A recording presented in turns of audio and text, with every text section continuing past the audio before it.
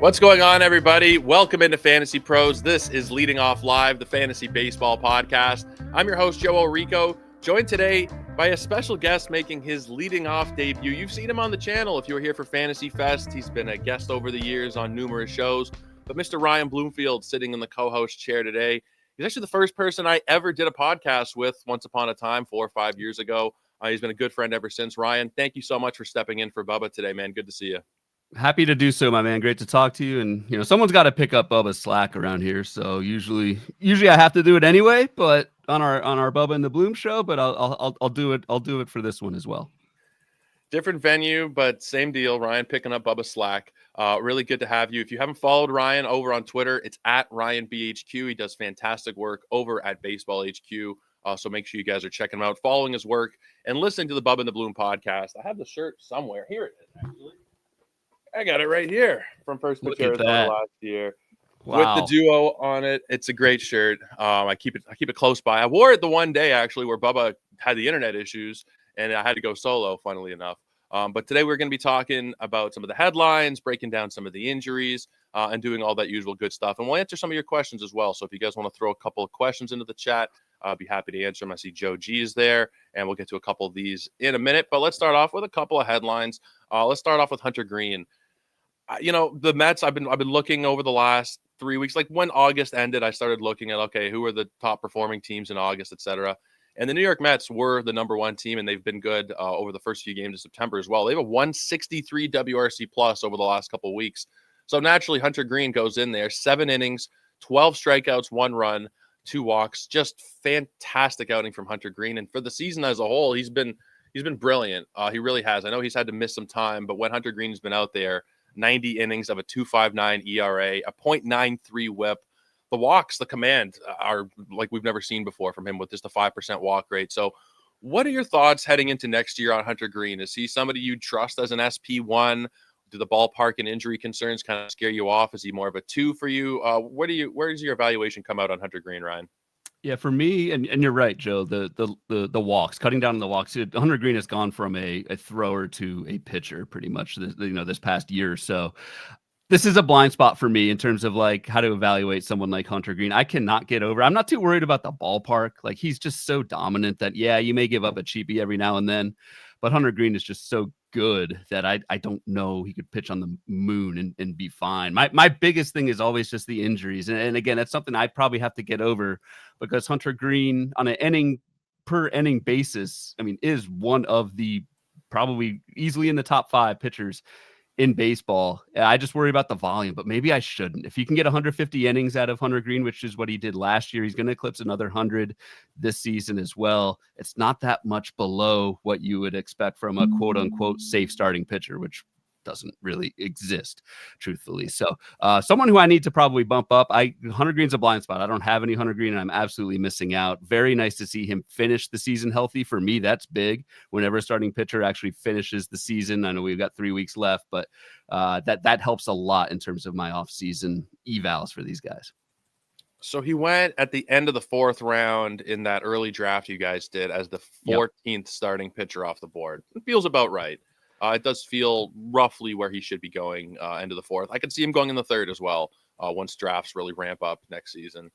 I think it'll be higher just because when we had that meatball draft, I believe that was like August 20th. That was just one start back for Hunter Greene from the IL, and so you were kind of taking a little bit of a leap of faith that Hunter Greene would be healthy. Now that he's shown it, I can see Hunter Greene jumping up 2nd, 3rd round by the time we get to March.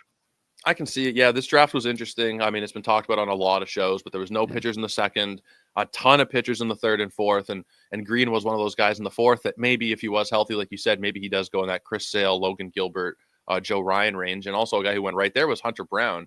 Hunter Greene or Hunter Brown next season. It's a close one. I don't know. I think it's going to require the offseason of digging into the numbers, but off the top of my head, I might go with Hunter Brown. It's close, though. Yeah, it is close. I'm going to back up what I just said. And I think Hunter Brown needs the volume to beat Hunter Greene. And I don't know if we can say with any type of certainty that Hunter Brown is a quote unquote safer pitcher than Hunter Greene is. So I'll take the better skills. I'll take the dominance of Hunter Greene over Hunter Brown, but I certainly get if you want to go the other way. It is damn close. That's totally fair. I think that's totally fair. Just wait till Hunter Blue comes into the mix next year, and then we're not going to have any idea what to do about it. Let's talk about Shohei. Oh, that Shohei is a popular topic of conversation, but when he gets on base 5 times, hits 2 homers, I feel like he's worth bringing up. 127 runs for the year, 48 homers, 90 ribbies, 17 steals, and an OPS that's just over 1,000. There's obviously no fantasy move to make. My question really is he the undisputed number 1 next year, or do you think it'll be kind of like this year where we see Judge go first a couple times, maybe Bobby Witt or somebody else sneaks in?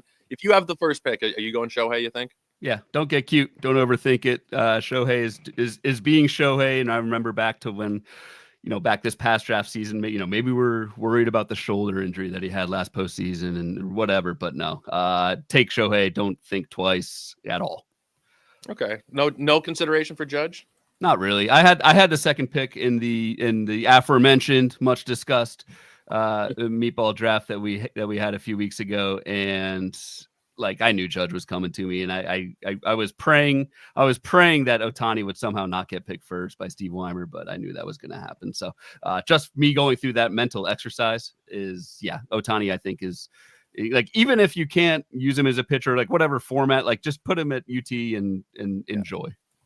You won't get any argument from me there. And I think even though NFBC leagues or leagues where he is one player, you're probably not going to ever use him as a pitcher, but right.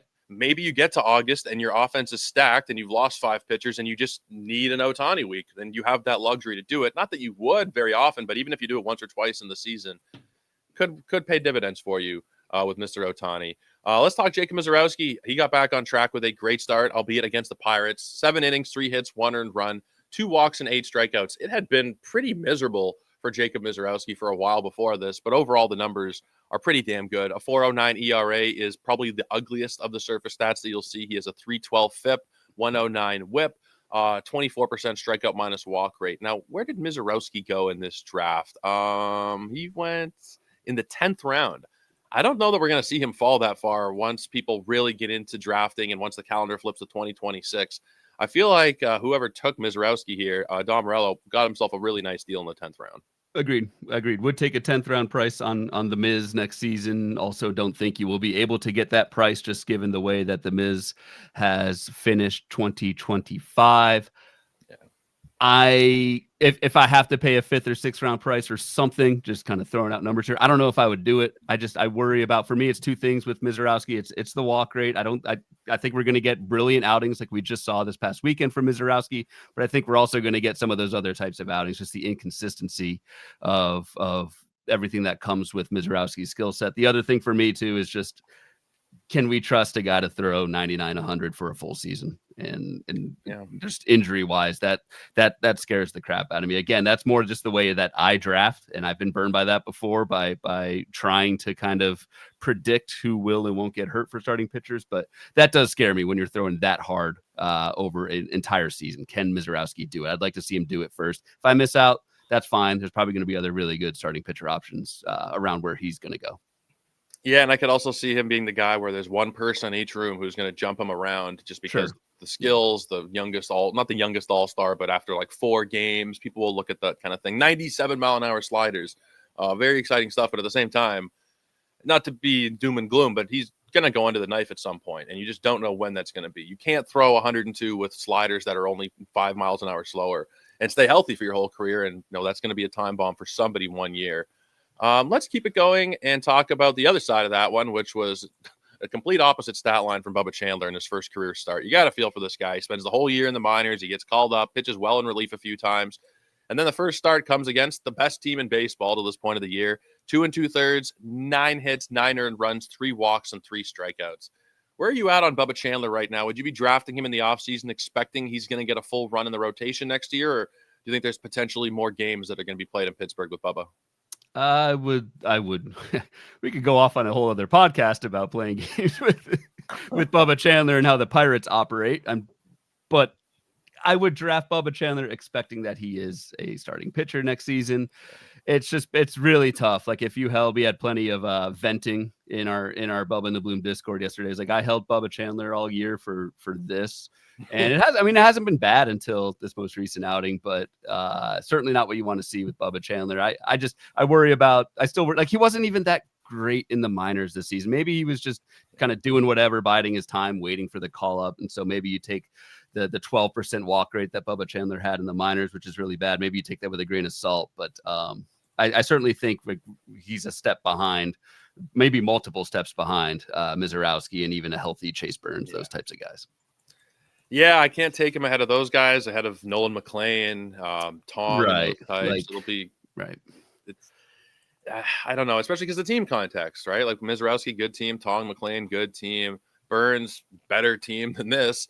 So I don't know. I think that there is something to be said about he was in the minors the whole year. Maybe he got a little bit bored. Maybe he was a little bit frustrated. I don't think he is a true talent for ERA guy in the minors, and I don't think that he is somebody you can expect to have a 7+ ERA in the bigs. That's not who he is. The stuff is still very good. I'm still very encouraged by him, and if anything, what this might do is just chip away at the price for next season. Maybe we get some cheap Bubba Chandler shares in those early drafts.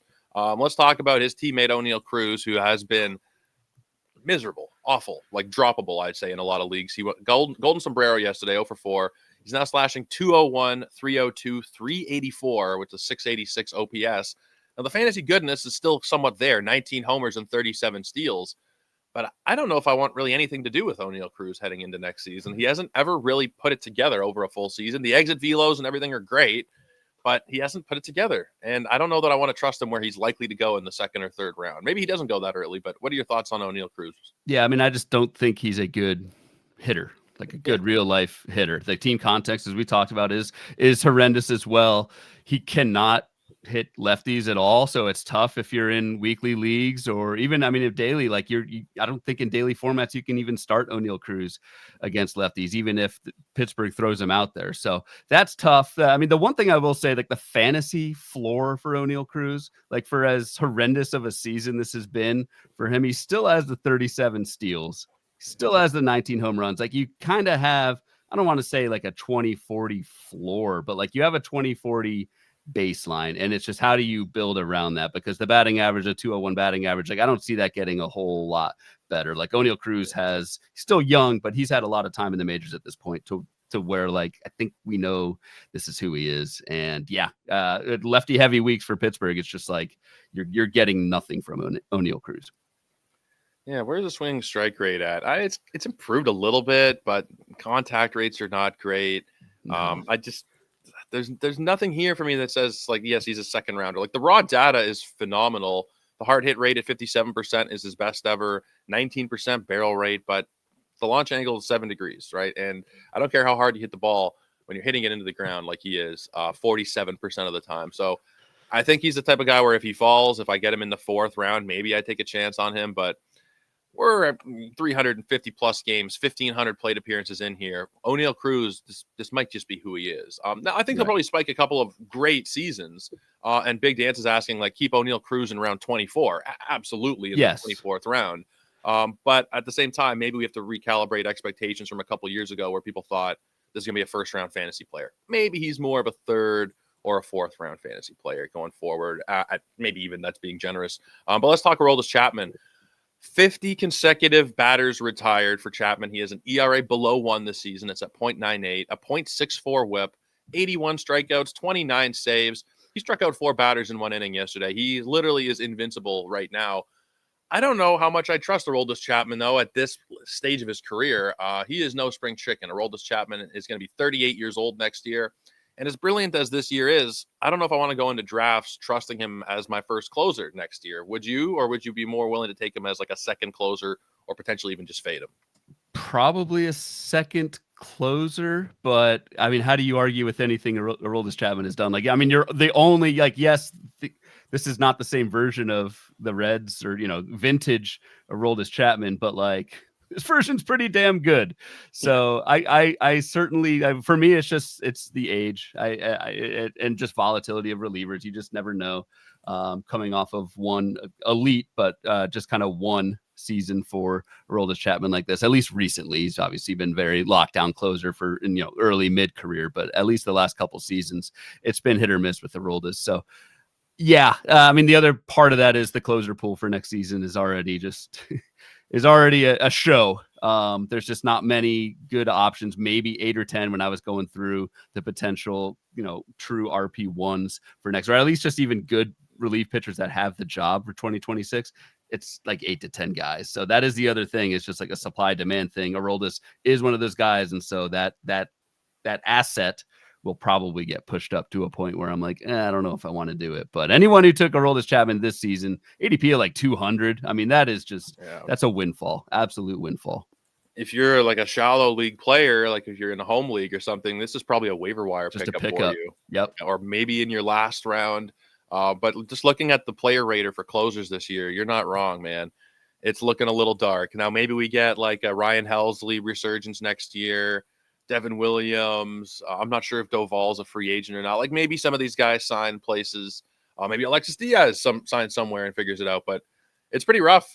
It is pretty rough right now looking at the landscape. And I was talking to Spore on the show the other day, and he said, like, maybe I take 2 closers in the first couple rounds before I even take a starter. And at first I'm like, oh, maybe that it might be a little much, Paul, but maybe it's not considering the landscape here, especially if you're drafting early, right? Like, if you're drafting in November and December, I don't really want to speculate on closers a whole lot. There's so much that's going to happen. If I'm drafting at that part of the season, I kind of want Diaz and Hader or something like that just to lock it in, because I have too many Luke Weaver, Alexis Diaz teams from this year to look back on in shame. Joe Adell, let's talk about him.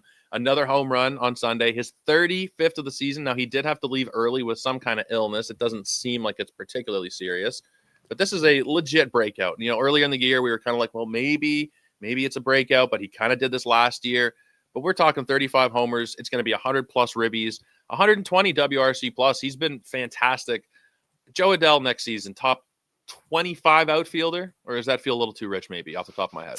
For me, that feels a little too rich, but it's hard to tell. Like, I haven't looked at the outfield pool for next season. It's more just like with Joe Adell, like this is the breakout we've been waiting for. And so you can kind of take this as two sides of the coin, is like, okay, he's actually really good now. This is the kind of the guy that we were waiting on when he was 22, 23. And now he has now taken that next step and can sustain this.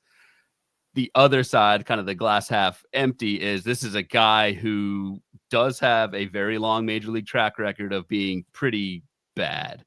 So do you expect this to continue, or do you expect it to fall back? Like Joe Adell hit 207 each of the previous 2 seasons, has more home runs, had 38 home runs entering this season for his career, and now just 35. So to me, everything kind of thinks, I think it's going to fall back a little bit. And then, when you don't have the running game that we thought Joe Adell might have, and maybe that's team context, maybe the Angels run a little bit more next year.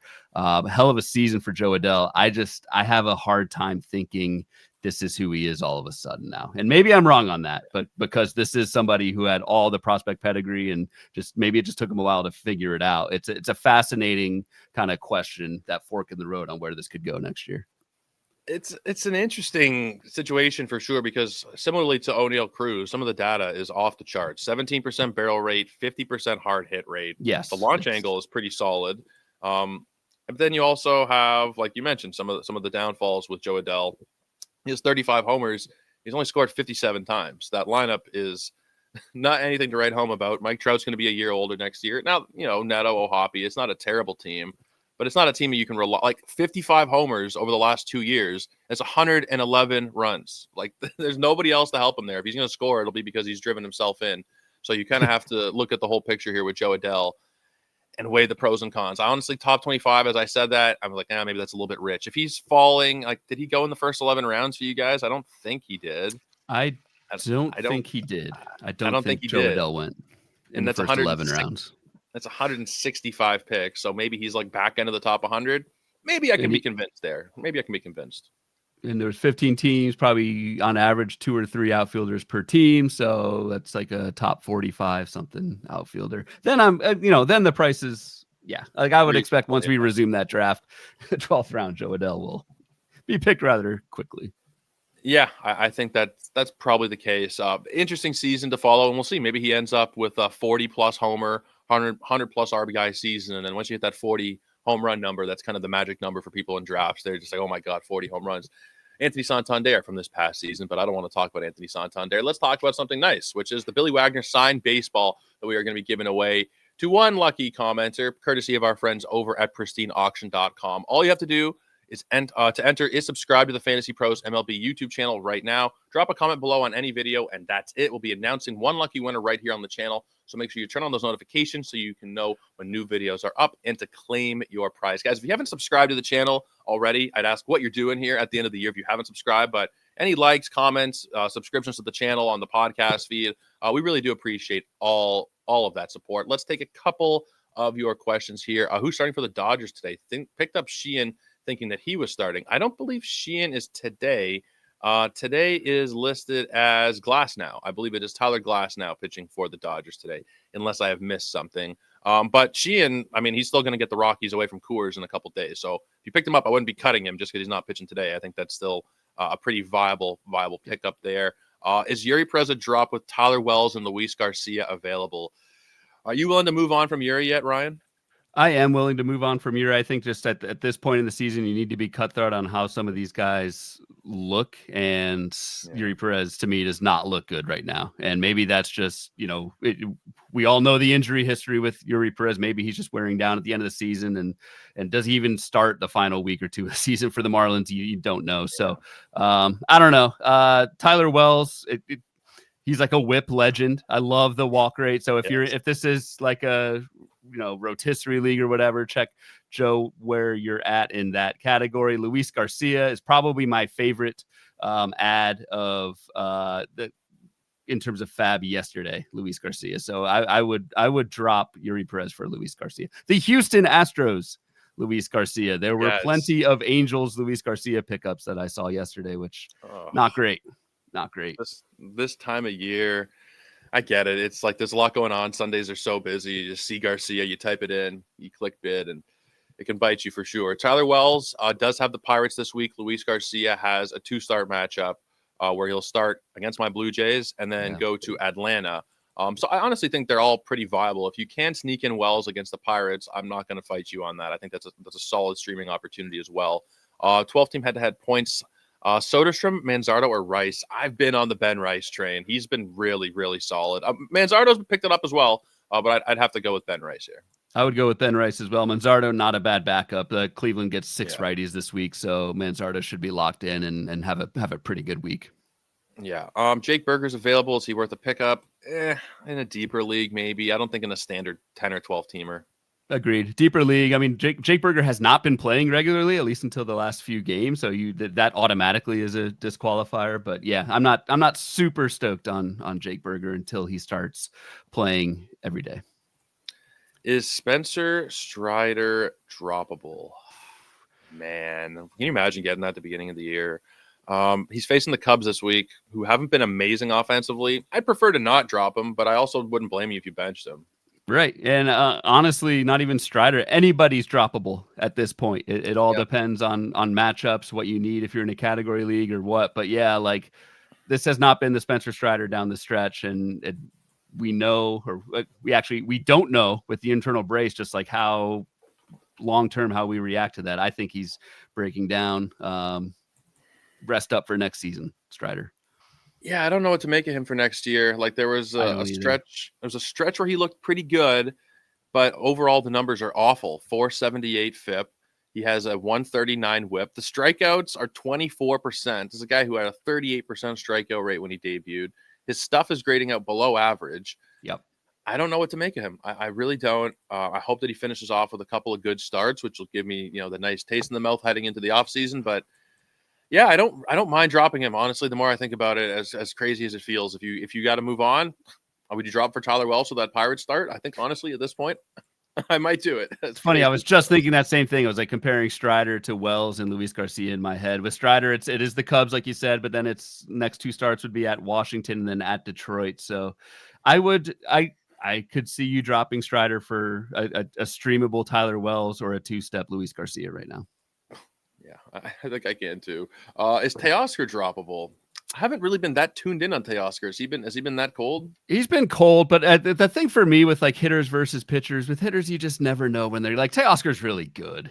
This isn't like a degraded, like a Spencer Strider where it's like or a Yuri Perez where they're like degraded versions of themselves right now, at least in my opinion. Like, I think with good bats, with good hitters like Teoscar Hernandez, you just kind of ride it out, take the bad with the good. At the end of the day, you will be happy that you hopefully kept Teoscar active. I have a bunch of Teoscar. I'm still rolling with them. You just never know when it's going to pop off with him. Yeah, and that lineup, like as much as they've been struggling, if Teoscar had a weekend where he hit 3 homers and drove in 7, nobody's going to be surprised by that. And that's exactly what happens, right, when you put him on your bench. You're doing the rest of us a service if you put him on your bench, but I wouldn't do it. Who had the better comeback? Orioles versus the no-hitter. That was crazy. Or the Bills last night. I think I'd go with the Orioles. As much as the Bills were impressive, that's my closest team to my hometown. I feel for Yamamoto, man. That was brutal. Yeah, I am a tortured Bills fan. That is my team. So I'm happy this morning, but it's got to be the Orioles. I cannot believe you are 1 out away from a no-hitter and then you lose 4-3. Like that is much more rare than a 15-point comeback in football. That happens semi-regularly. Yes. So that was just bonkers stuff between the Dodgers and Orioles this weekend. Shades of my childhood hero, Roy Halladay, in his second career start, 8 2/3 no-hit ball that was broken up by a homer. We'll see if Yamamoto can have a Halladay-like career. Wouldn't shock me. Probably not to that level, but it wouldn't shock me. Tanner Scott, Hoffman, or Jose Ferrer. I think it's Hoffman, as much as I don't love it as a Blue Jay fan. I think he's the one that's most secure in the job here, still on a good team. What do you think here? I mean, Hoffman blows a ton of saves, but he also gets a ton of chances and gets a ton of saves. So I would go Hoffman, Ferrer, and then Tanner Scott last. Yeah, agreed. Let's keep it going here and do a little 3 up and 3 down. Andrew Vaughn, 4 for 5 with a run and an RBI. He had really cooled off, but he's actually put together a couple of good games recently. What do you think of Andrew Vaughn here? Do you think the fresh start in Milwaukee is exactly what he needed, or did he just get hot for a couple weeks and we're going to overreact to that forever? I don't know. I mean, I guess leaving the White Sox can cure a lot of ills. That can help. Very impressive season from Andrew Vaughn, who I will admit I was late to the party on. Bubba was in on him early when we do our weekly Fab previews over at Bubba and the Bloom, and I kind of gave him some crap for it, and I was absolutely wrong. Career best barrel rate for Andrew Vaughn up to 13%, which is really good, and he's not selling out for it. The K rate's below 20%. Anytime you have a double-digit barrel rate like that and a teens strikeout rate, that is really good stuff. Milwaukee obviously believes in Andrew Vaughn. They've basically held back Rhys Hoskins from even returning because they know Vaughn is locked in there. So I'm then you throw in the context of leaving the White Sox.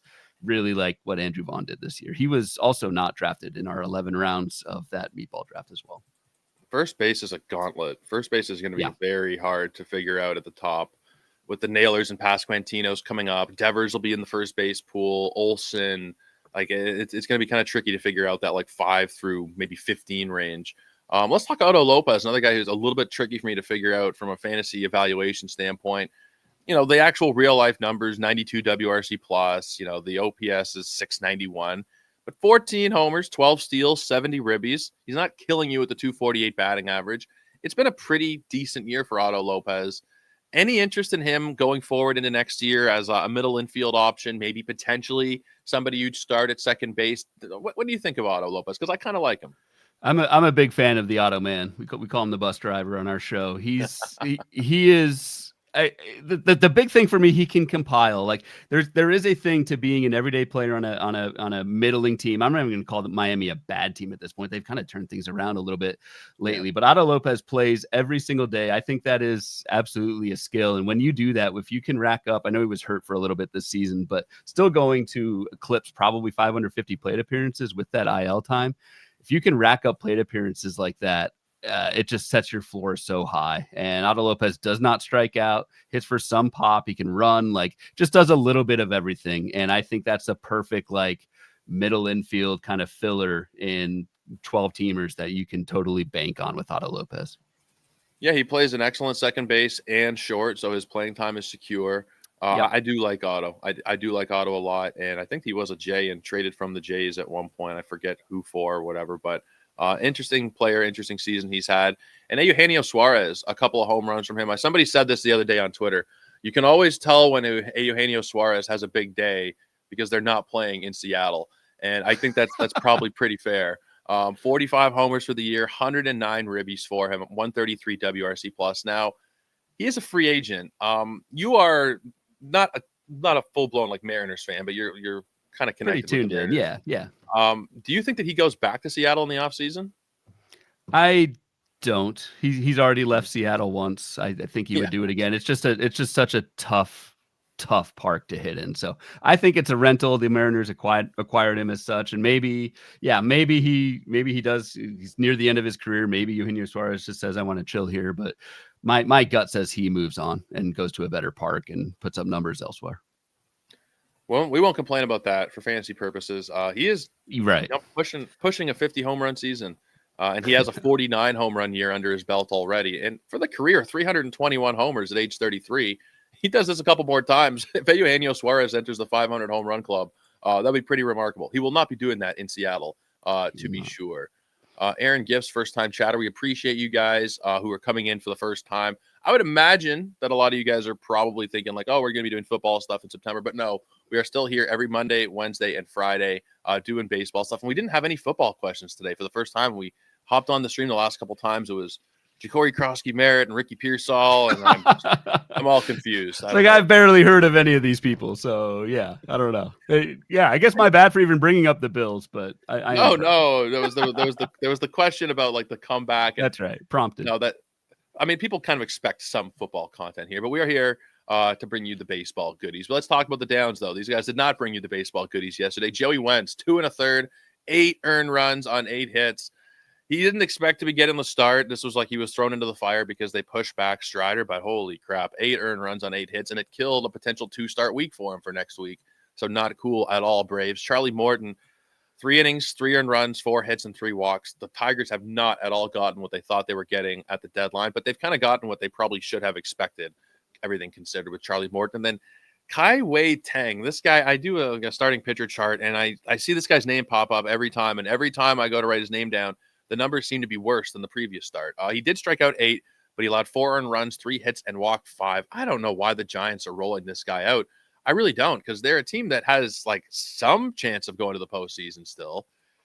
I don't know. I don't know what this guy. I don't know, Brian. It's just maybe the worst pitcher I've ever seen, to be honest. And I don't mean to be too cruel. He's awful. He really is awful. Your guy did strike out 8 with no walks. It was in Coors, so you gotta like that. But yeah, I don't like. He's got a 5-walk game. Teng has a against the I'm just looking through his game log. Had a 4-walk game with no strikeouts. Maybe that one's sticking in your craw as worst pitcher ever. Maybe. I wouldn't go quite that far, but yeah, I don't really know either what to do with this guy, so I am leaving Teng alone. I'm being a little cruel, but it's a 7.54 ERA.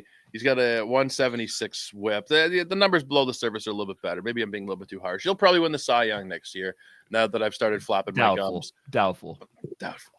Pretty doubtful. Let's go to the injuries. There's some not nice things today on the injury report. Trey Turner, right hamstring strain, will undergo an MRI today. He's been fantastic. He's having arguably the best year of his career. Yeah. Certainly one of the 2 or 3 best years he's ever put up. This one, we're going to just have to keep an eye on the results of the MRI. Bobby Witt Jr. has missed a couple consecutive games now with back spasms. Any worry about Bobby Witt? Let's say he doesn't get the green light. Are you willing to sit him in like a Monday to Thursday lineup context? It'd be a tough call, but yeah, and back spasms can be tricky. Just want to sit him, get it right. If Witt is not in the first lineup of the week for Kansas City, it's not an auto sit, but if you've got any other alternative, I think you roll with it. Trey Turner, it feels like the writing on the wall. This might be it for the season for him. Just the way that like the quotes, at least for the regular season, maybe Philly tries to get him right for the postseason. Just kind of reading some of the things that Trey Turner was saying after the game yesterday. It did not sound promising. So we'll see. That's not good. But going back to Kansas City, they did get some promising news with Cole Reagans. He struck out 7 over 3 innings of 1-run ball in his latest AAA rehab start. Got up to only 45 pitches, so he'll probably need at least one more before coming back. I'd imagine that there are leagues where Cole Reagans has been cut free at this point. Would you be willing to throw a couple bucks on him this weekend in Fab, or did you yesterday in Fab in the anticipation of his return? I did not, and I wouldn't like throw, whatever money we all have left in Fab or whatever. I wouldn't go crazy over Cole Reagans. Like, yeah, he's awesome, but you're going to realistically get, right, if we just assume one more rehab start, maybe he goes from 45 to 60 pitches. Yeah. Then he debuts. Maybe you're getting 2 to 3 starts of probably not Cole Reagans going 90 pitches. Like, so I don't, the win potential is pretty low. Like, yes, it is Cole Reagans. You got to like the skills there, but I wouldn't expect much in terms of like volume of strikeouts and wins for Cole Reagans. I just don't think there's enough time left in the season. Yeah, there's 20 games. If one more rehab start, like at best case, it's 2 starts. That probably is not a fully stretched out Cole Reagan, so maybe he doesn't even make it 5. And like one of those starts is the last week of the season, which why even, so yeah, they might not even throw him. They might not even throw him at that point. I mean, from his perspective, from the team's perspective, they probably want to see him back on the major league mound before the end of the year. But if they see that once and it looks all right, if that last start of the year, game 161 or whatever, like maybe it's not worth it. Which would be kind of a killer if you're in a head-to-head league that goes all the way to the end. We mentioned backs earlier. Christian Yelich, this has been the thing with him forever. He's now missed 5 consecutive games due to a nagging back injury, and this is kind of the reason why I'm a little bit worried about investing in Yelich for next year, even with as good as he's been. And here's the kicker. 19 games in the outfield this year. So maybe he is one short and is UT only for next season as well. What do you think? Which would be absolutely brutal. You want to watch that. This is tough. It is a yearly thing for Christian Yelich, but he did have surgery to hopefully nip it in the bud this past off season. And obviously, no back surgery is a guarantee that it's just going to go away. So obviously this is not great news for Christian Yelich, certainly for this season, but it's also going to be in the back of my head before I click that draft button on Christian Yelich next year. Yeah, he's been so great when he's been out I know, there. He really has. Like 27 homers, 15 steals. He's hitting 270, 92 ribbies, 82 runs, but he's going to be 34 pretty soon. And I think that's a little bit risky, depending on the price, right? If this little bit of missed time potentially combined with a UT-only designation, if that cuts the price, I mean, not in half, but if he's going at like pick 100 or something, okay. If he's a top 50 pick, I think I'm going to have to tap out. Yelich or Adell? Since we talked about Joe Adell at the top, it's just an interesting thought process. I think I'd go Yelich, but I'm probably lower on Adell than most people. I'd go Yelich, but if Yelich, like let's say Yelich doesn't return this year, then I think I would have to go Adell. I hope he does return, and I hope they just have him be a defensive replacement for 1 inning in the 9th. Not that they would be likely to do that, but I'm being selfish here from a fantasy point of view. Get to 20. Just get to 20, man. Just get to 20. We don't need to have you competing for DH reps next year with the Shoheis and the Schwarbers in the fantasy world. Daniel Palencia, don't like this one. Could end up missing time with shoulder tightness. He has been the Cubs closer for pretty much the entire season. I don't know where they would even go here. Maybe it's Andrew Kittredge. Maybe it's Tealbar. Maybe it's Pomerantz. I don't really have a great feel on what the Cubs would do if Palencia has to miss a bunch of time. Is there even a pickup that's worth making considering how they've looked recently? Right. And that's the thing. And is it even going to be one guy? Or are they going to kind of circle around? So I've got Palencia in a few leagues. Didn't drop him, but added Brad Keller in labor. My hunch is like it's either Brad Keller or Andrew Kittredge, but we don't know. Or will it even be one guy? So it's tough. I think definitely if you have Palencia, look for backup options because shoulder tightness on September 8th, like that's not ideal for a return. No, we probably all know the way that's heading, so act accordingly. Maybe don't cut him yet, but it's not looking good. Byron Buxton was removed from the game on Sunday with a knee contusion after being hit by a pitch. There's always something. He's made it through most of the year healthy, Buxton, but there's always something with him. And will you buy back into him next year, expecting another healthy season, or kind of just take what you've gotten this year and tap out? I mean, you know me, man. I draft like 100-year-old man that just avoids anybody who's ever been injured in the history of time. So I avoid Byron Buxton every season. I don't he heck of a season and that he can stay healthy. I'm not touching Byron Buxton next year. Again, maybe to my fault in the way that I old man draft, but whatever. No, I think that's totally fair. I mean, Buxton, you might get 10 games out of him in a given season. You might get 130, 100, whatever he's done this year, which has been very good. But how many times has he done that in his career? Max Muncy is expected to be activated from the IL ahead of Monday's game against the Rockies. Was a pretty sneaky pickup if you were able to get him over the last couple of weeks for a couple bucks. I know I did in 1 or 2 leagues, and that should be nice because since he's gotten I forget if it was the LASIK or new contacts or something. They fixed his eyes in some way in the middle of the season. He hadn't been able to see for years, apparently, still hitting 30 home runs. But now Max Muncy does seem like a guy who could potentially even hit for a higher batting average, maybe a couple more homers, and in that lineup, albeit a bit of a struggling lineup, it's still somebody that you should be sticking in there this week. I mentioned it a little bit earlier, but Strider was scratched from his start on Sunday. Apparently, it's not injury related, but I do want to keep a close eye on this, just considering the way that Strider's season has gone. Samuel Basallo had to miss Sunday's game after taking a foul tip off of his right hand. If you added Basallo right away, and I think a lot of people did just based on the hype, it's been a little bit rough to this point. He's hitting 204 through 16 games, a couple homers. Where do you think he falls among catchers next year? Because the catcher pool is so deep. We got the Teals and the Baldwins, Augustine Ramirez's of the world coming into the pool. Is Basallo a top 15 catcher, do you think? Top 10, top 15? Where does he land for you? My guess catcher is pretty deep and pretty good again next season. My guess would be like 10 to 15 catcher for Basallo, and I feel like he will end up nowhere in that range. He will either be like top 5 by the end of 2026 or in wherever they play AAA. So Norfolk, I think. So Norfolk, yeah. It's just a wide range of outcomes for Basallo. The Orioles are hoping it goes better than their previous top prospect catcher, which is not looking great at the moment. Previous couple. Yeah, well, I guess Wieters was kind of, I guess he kind of panned out, but maybe not really. Wieters was like supposed to be prospect. Like elite Hall of Fame type guy, and he was decent, but not what they wanted. Yeah. Lee's saying, is catcher deep or have we all just lowered our standards? Which I think is a reasonable question. But like when I first started playing fantasy baseball, there was like 4 catchers that you'd feel pretty good about, and everybody else was garbage.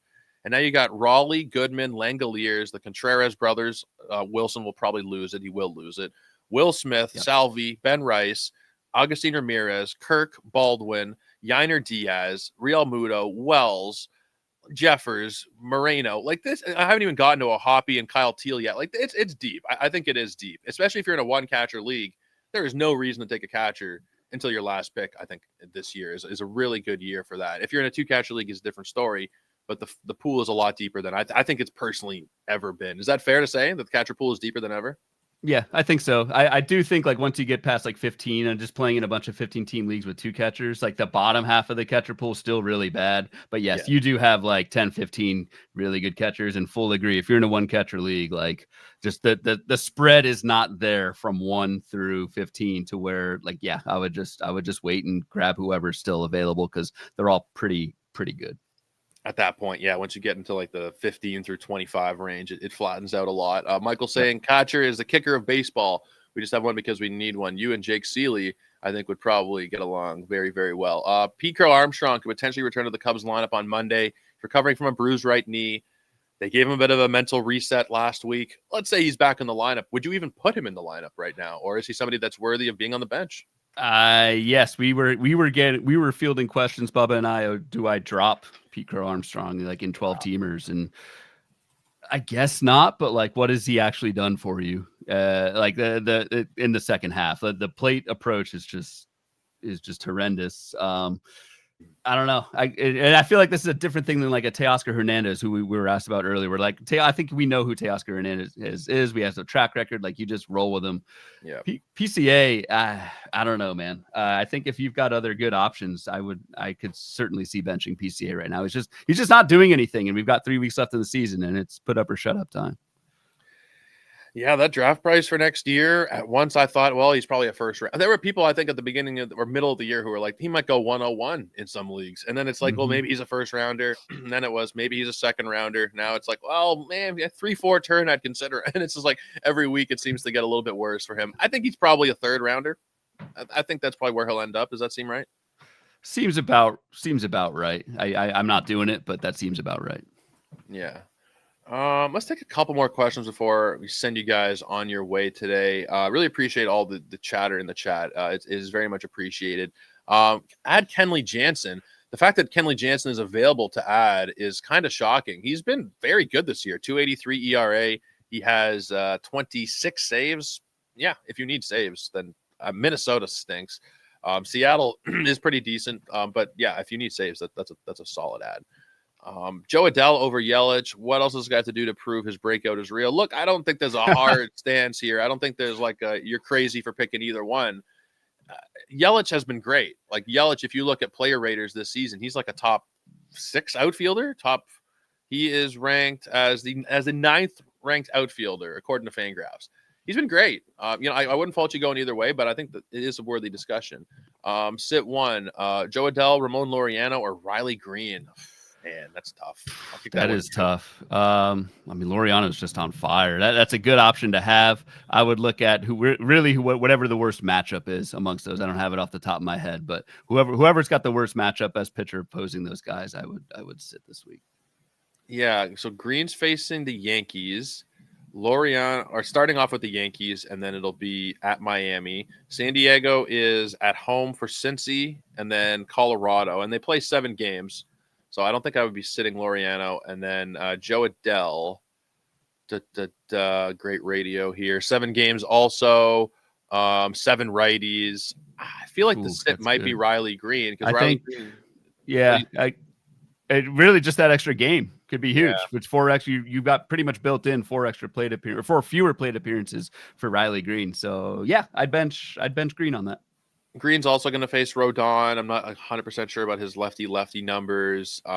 Jansen Junk, Yuri Perez later in the week. I shouldn't be putting Jansen Junk in that group. What am I talking about here? That's FIP casting. That's FIP casting right or there. Yuri Perez for that matter. But that's maybe a different debate. But Beavers are PCA next year. It's still PCA.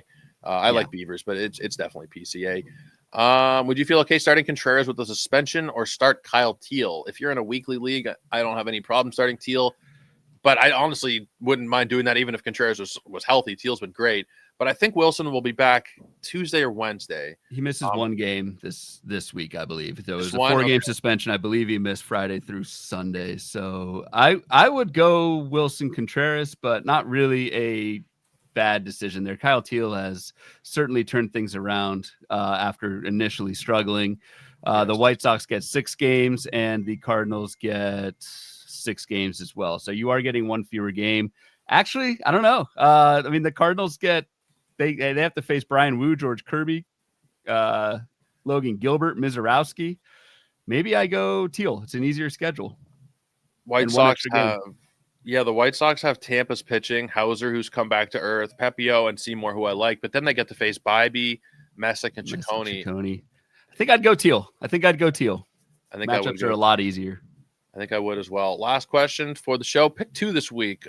Bayo versus Yankees. Elder 2-step. Barrios 2-step. And Messick. I'm going Bayo and Messick. I'm sorry. I don't trust Elder's 2-step. And Barrios has been awful for a while.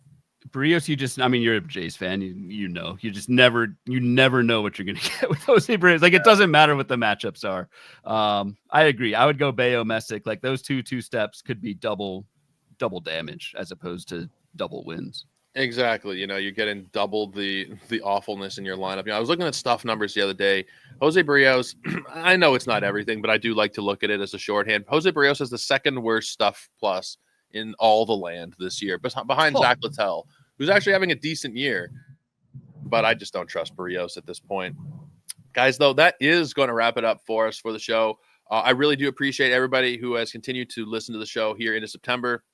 It's been a lot of fun doing it with Bubba, and it's a lot of fun doing it with his co-host, Mr. Ryan Bloomfield, one of the best in the business. You can follow him on Twitter at RyanBHQ. Ryan, let the people know what you got going on before we send you on your way today. Yeah, for sure. Bubba and the Bloom podcast. We are all baseball all the time, twice a week, year round. We do not stop. So we will be doing shows all fall. And then my written work over at Baseball HQ. We're actually starting up 2026 baseball forecaster talk already. October is one of my actually busiest months because we're doing the podcast and baseball forecaster. So appreciate everyone hanging around here. It's awesome to see the chatter in September. And Joe, thanks for having me on, my friend. Always a blast. We'll see if we get to do it again this year. We used to do shows a lot more regularly, and since my role has kind of changed, I don't get to talk to you as much, but we'll be shooting around a golf in Arizona. If you guys, Yes, we will. Free plug here for HQ. Go down to First Pitch Arizona in, I think it's November 6th this year, November 5th, November 6th. November 6th through 9th. Yep.